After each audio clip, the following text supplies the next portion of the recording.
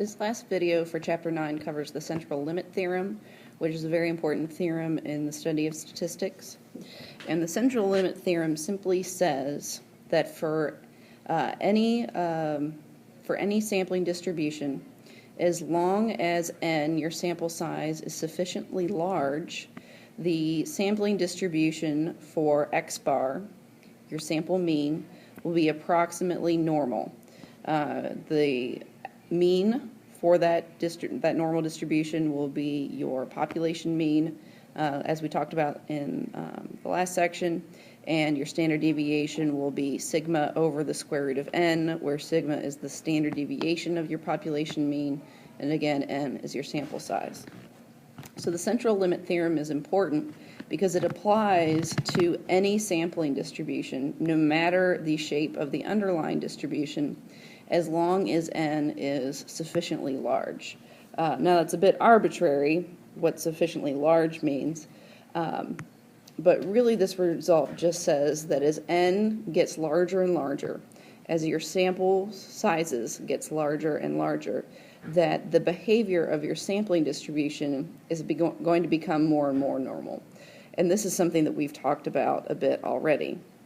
That the more samples you take, the more likely your sample mean is going to approach your population mean, and those samples that you take, so those sample means that you measure, will cluster around your population mean, so that there are very few low measurements that you take and very few high measurements that you take, which just naturally produces the shape of a normal distribution.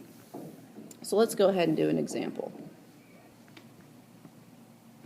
Okay, so in this example, we've got a waiter who believes that on average, he earns a tip of $9.60 with a standard deviation of $5.40 for each party that he waits on. And we also know that he waits on about 40 parties each weekend. The first thing that we want to figure out is we want to calculate the probability that this waiter will earn at least $500 in tips in a given weekend. So let's think about our situation. What we're doing here is we're taking a sample overall over his experience as a waiter. He knows that his population mean of earning tips is $9.60. The population standard deviation is $5.40. And in this case, since we're trying to calculate what happens on a given weekend, we're just taking a sample, and our sample size is 40.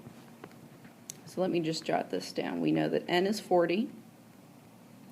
Our population mean, that's mu, is $9.60. And our population standard deviation, sigma, is $5.40. Now the question that we want to answer in this case is, what is the probability that he'll earn at least $500 in tips in one weekend? So first of all, we need to decide whether or not we can use a normal distribution here. We said on the last slide that n was 40. It's not a terribly large sample size, but it should be big enough for our purposes so that we can use the central limit theorem here, and we can use a normal distribution to approximate what's going on here in our sampling distribution. So if we're going to use that normal distribution, that means that we need to figure out what the average of our sample means is going to be. So that means in a given weekend, he's going to wait on 40 people, and he expects that, or for 40 parties, and he expects that for each party, he's going to earn, let's see, what did I say, $9.60.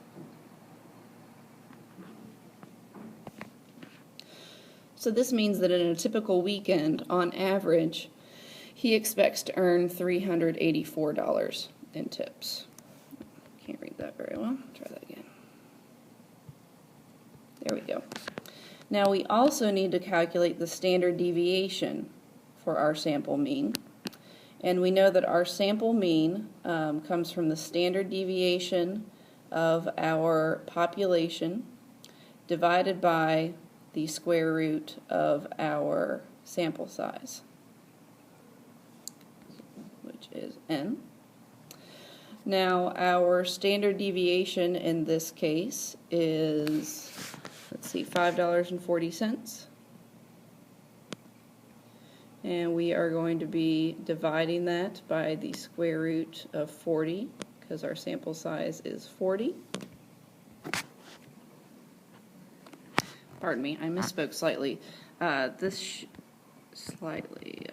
should be 540 times our sample size because we're going over the course of the entire weekend. So this should be $5.40 times those 40 parties he expects to wait on. And then we actually need to also divide by the square root of 40. So that gives us a standard deviation of 34.15. And what we want to do, again, is we're trying to estimate the probability that he will make more than $500 in tips.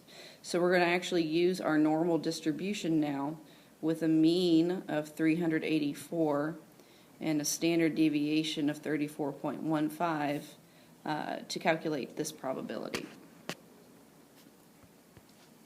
I'm just going to call x the random variable that represents his earnings and tips.